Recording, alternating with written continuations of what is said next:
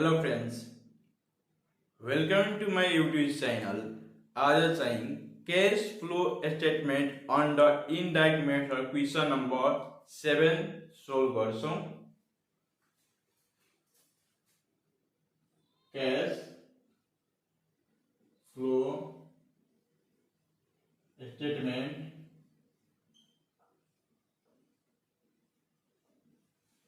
under indirect method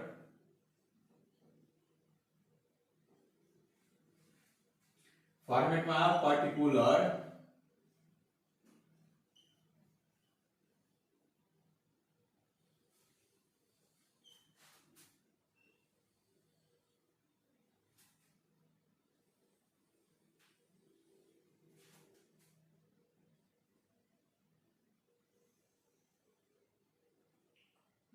amount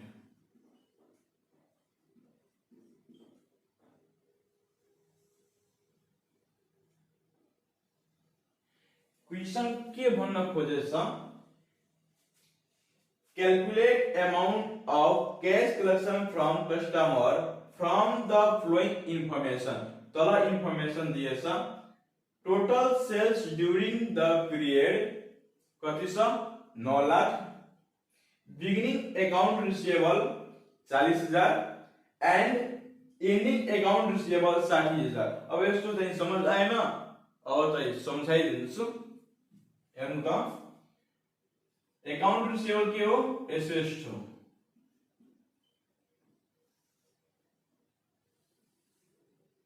अब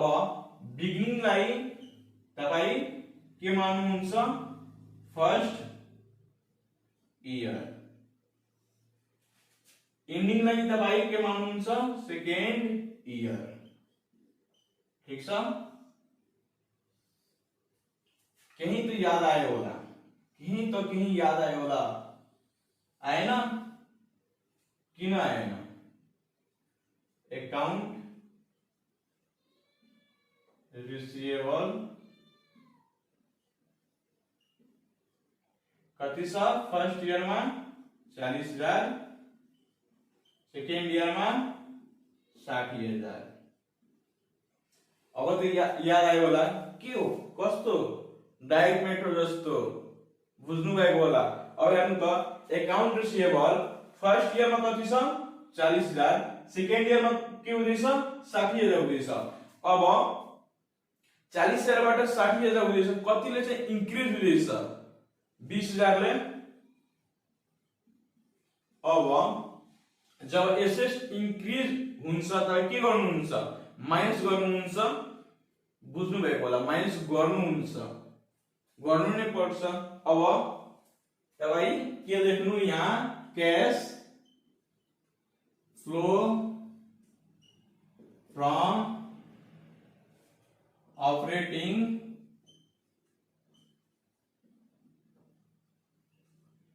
activities अब तपाई सोध्नुहुन्छ sir cash flow from operating activities किन लेख्नु भयो अब यहाँ क्वेशन में के दिएछ cash collection from customer activities को चाहिँ पार्ट हो आइटम हो कि हैन फर्स्ट आइटम नै हो बुझ्नु भएको होला फर्स्ट आइटम नै हो अब तपाई यहाँ लेख्नु cash collection from customer sales कति दिएछ 9 लाख सरी प्लस में लेख्नुहुन्छ सेल्स 9 लाख अब अकाउंट रिसीवेबल के हुँदै थियो इन्क्रिज हुँदै थियो तब तपाई के गर्नुहुन्छ increase in account receivable increase in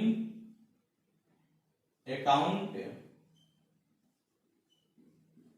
receivable minus गर्नु छ कति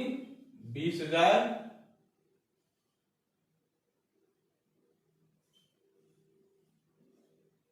अब यहाँ लेख्नु net cash flow from operating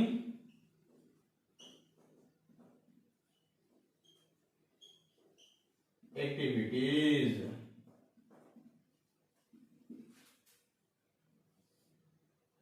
अब 9 लाखबाट 20,000 घटाउनु चाहिँ कति हुन्छ 8,80,000 8,80,000 प्लसमा।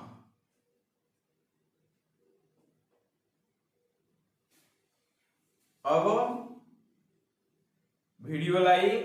लाइक सब्स्क्राइब शेयर कमेन्ट गर्न नबिर्सनु होला।